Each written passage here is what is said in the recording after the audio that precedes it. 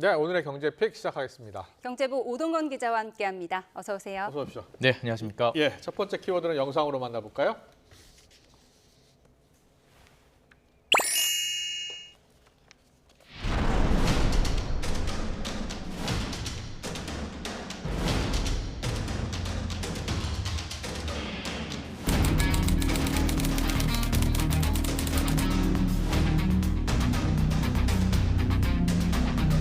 저희가 출근해서 직원들 간에 소통을 한 다음에 해결 방안을 모색해보도록 하겠다라는 답변을 받았었거든요. 오늘 왔더니 아무도 출근하지 않고 뭐 지푸라기를 잡으려고 일단 오늘 나온 거고.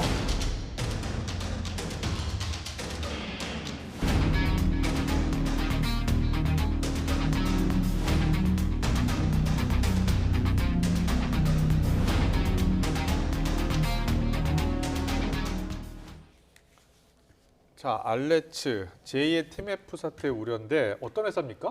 네, 이 과정이 지금 팀F와 너무 닮았는데 예. 그냥 딱 보고 놓고 보면 비슷한 회사입니다. 그러니까 예. 온라인 플랫폼인 거죠. 오픈마켓인 거고요. 아. 2015년에 설립된 인터스텔라, 뭐 이름을 많이 들어보셨을지 네. 모르겠는데 이게 동영상 같은 것들, 그러니까 바이럴 마케팅을 좀 많이 해서 좀 알려졌던 회사입니다.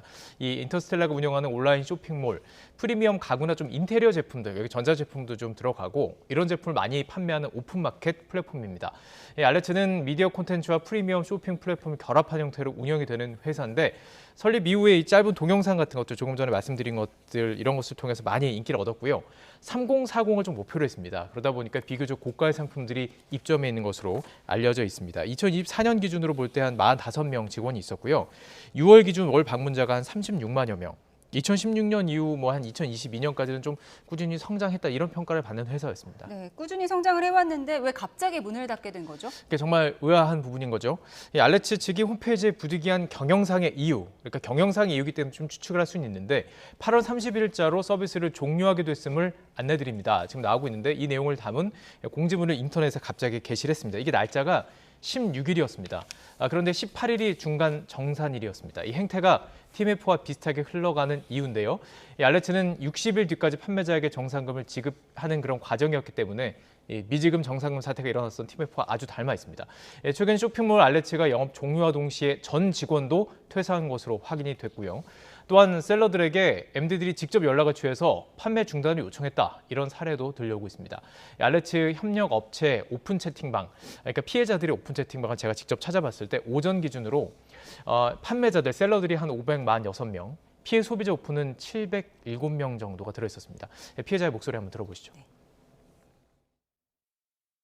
지지난주 금요일에 왔다 갔는데 아무런 기미는 없었습니다. 엄청 정상적이었어요. 오히려 저희도 팀F 때문에 불안해서 와서 미팅을 한 건데 담당 MD는 아무런 문제 없다. 산업은행 투자 40억 정도 받아서 확정적이다. 그래서 대금 정산이나 그 쇼핑몰 운영에 아무런 문제가 없다라고 했었습니다. 자, 인터스텔라 감사 보고서를 보면요. 작년 매출이 150억 원을 넘겼지만 한 104억 원의 영업 손실을 낸 것으로 기록이 됐고요. 2023년 이 감사 보고서에 따르면 이 회사의 작년 말 기준 미지급금이 267억 원입니다. 1년 전이 126억 원. 2배 이상으로 치솟은 걸 볼 수 있는데 결국 추가 투자 유치를 통해서 유동성 확보를 하려고 했지만 이게 실패하면서 서비스 중단을 결정한 것으로 보입니다. 일각에서는 이 알레츠 운영 중단과 관련해서 팀F 사태 이후에 좀 우려되고 있었던 좀 부실 이커머스의 여파가 가시화되는 것 아니냐 이런 우려가 나오고 있는데요. 그러니까 돈을 빌리려고 해도 투자금을 회수하지 못하면 투자하지 않을 거 아니에요. 네. 그러다 보니까 유동성 확보가 좀 어려운 것 아니냐, 이게 더 커지는 것 아니냐 이런 우려의 목소리가 나오고 있습니다. 네. 팀F 사태는 지금 어떻게 되고 있어요? 자, 팀F 사태도 그 Q10 계열사들이 좀 많이 있었잖아요. 예. 그중에서도 인터커머스. 지금 이 사태 이후에는 각자 살아남기 위한 길을 밟고 있었는데 네. 인터커머스 이쪽도 지난 16일에 서울회생법원에 자율구조조정 지원 프로그램 형태 기업 회생 절차를 신청하면서 예. 사실상 Q10그룹 산하 전체 계열사 구조조정에 돌입했다고 볼 수 있을 것 같습니다. 소비자는 그냥 애타게 기다리는 상황입니다. 우산 집회를 계속 이어가는 상황이고요.